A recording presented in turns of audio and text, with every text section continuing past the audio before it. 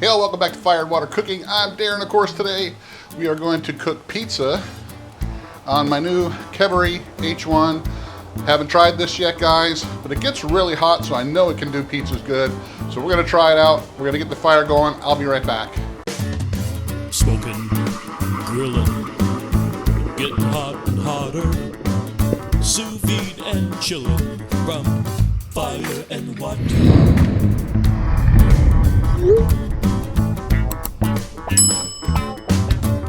Alright guys, just a heads up, I'm not going to be making the dough and all that kind of stuff and putting the pizzas together, because really all I want to show you is how good or how well the Keveri H1 can cook pizzas. I haven't tried it yet, so we're going to learn this on both at the same time. I do have it set up a little bit different, and I'm going to get the fire going. I'm going to use pre-made doughs and just roll them out, make the pizzas beforehand.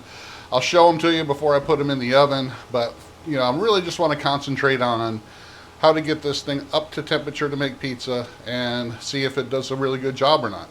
All right, I'll take you over to the Keveri. We'll get the fire going and see how long it takes us to get up to pizza cooking temp. I'll be right back. All right, guys, so as you know, on my patio, I have a few different ways I can cook pizza pretty good. I have my oven over there that I've cooked on, the Somerset gas oven. I've got my Kamado Joe over here that does pizzas really well. I've got my Bullseye, Rectech Bullseye Deluxe here, does pizzas really well. It gets over 800 degrees really quick. But this bad boy here can do pizzas as well. And they do sell some like pizza screens for this. I'm not a big pizza screen guy. I like to cook on a pizza stone. So I already had this pizza stone here that was square that goes into this Somerset gas oven. So we're going to use this. So this is, you know, ceramic, and it's going to be right here on the center rack. And I'm going to also use my Kamado Joe round pizza stone in here. It should do okay as well. I'm going to put this on the top rack. So that's one of the things I want to see is how well this will work cooking two pizzas at the same time. So I do have my smoke controller stones in here, and the reason is I don't want all the direct heat going on these stones. I want it to kind of come around and heat up the stones on their own without the direct heat, with some indirect heat.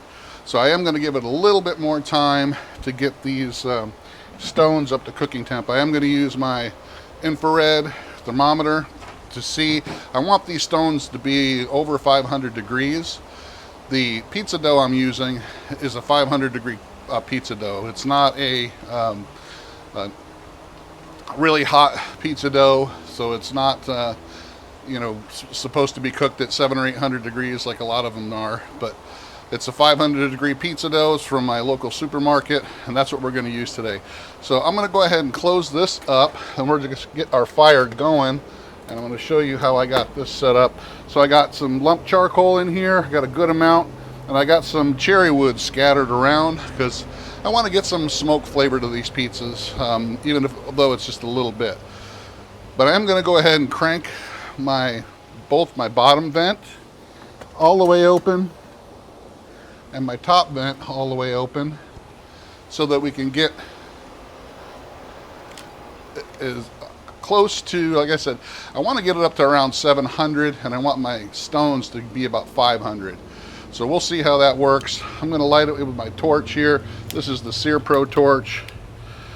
This one I think will light just a little bit easier. It's not as much overkill as the sous vide gun or the grill gun, but I'm going to light a good portion of it right here in the middle, over on the side, because this is where all that air is going to come in.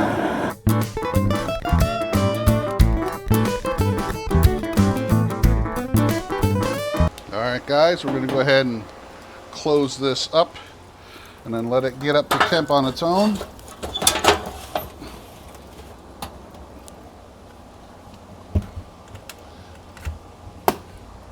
All Alright, so it shouldn't take long for this to get up to around 650, 700.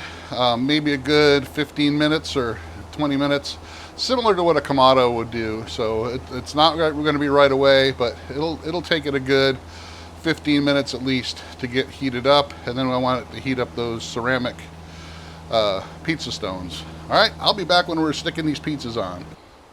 Alright guys, it's been about 40 minutes, and I just wanted to show you where we're sitting. So right about 500 degrees on this thermometer here.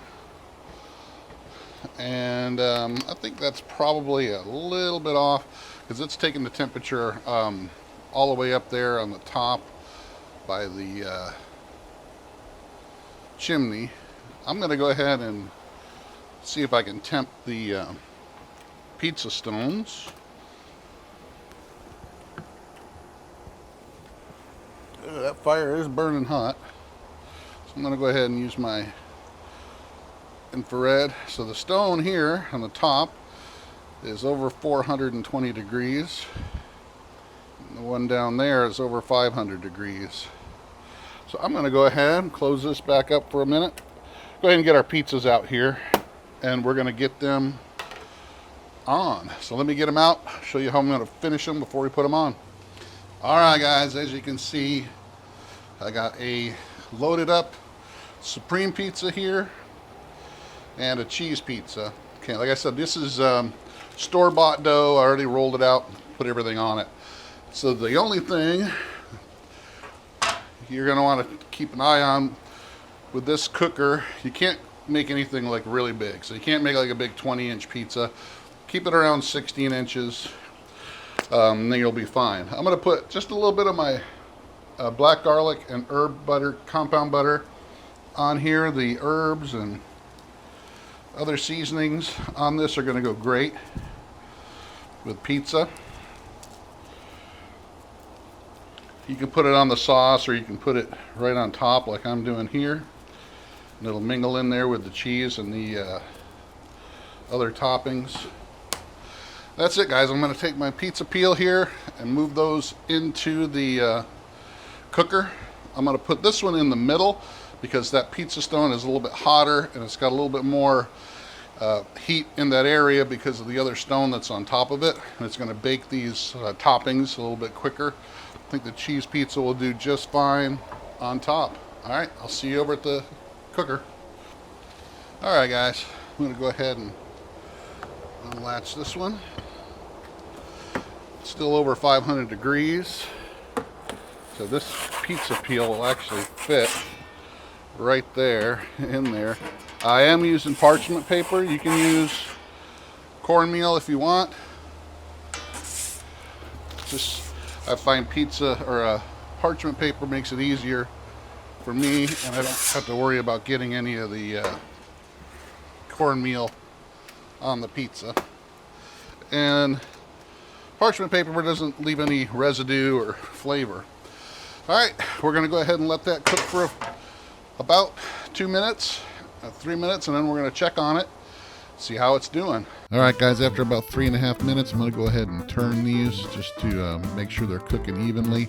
Looks really good so far. I'll be back in just a couple minutes and we'll see if they're done. Alright guys, it's been another 3 or so minutes. I went ahead and pulled the parchment out before, because we don't really need it. Once it gets in there, you really don't need it. Look at that. So that's about 6 or 7 minutes, guys. That's the cheese. We'll go ahead and put that on the table. Let's go ahead and get the supreme. Check that out. Looks pretty good to me. That crust poofed up really well. Let's get those out. Alright, close up the smoker. I'll see you over at the table. Alright guys, take a look at those. Just kind of sit for a little bit. Take a look at the bottom. Not too bad. This is the one that was on top. This is the one, the pizza stone was actually a lot hotter, so it got a better undercarriage there for sure. So maybe if you just do one pizza, it'll actually, the crust will turn out better for you. I'm going to go ahead and cut it so you can see just how well that undercarriage looks. Check it out. It's holding up its own too. There's mushrooms back on there. I'll go ahead and cut this cheese as well. It's a little bit floppier. The stone wasn't quite as hot, but hey, probably could have left that one in for a little bit longer or waited till the cooker got a little bit hotter. But the one on the bottom did an awesome job here on this Supreme, so I'm really happy with it. So check it out, guys. The Keveri H1 works good as a pizza oven as well. So thanks for watching. Follow us on Facebook, Instagram. Check out the Fire and Water Cooking Edible Creations. Seasonings and sauces on Amazon, Walmart.com, on our website at fireandwatercooking.com. I'll see you on the next Fire and Water Cooking video. Thanks, guys.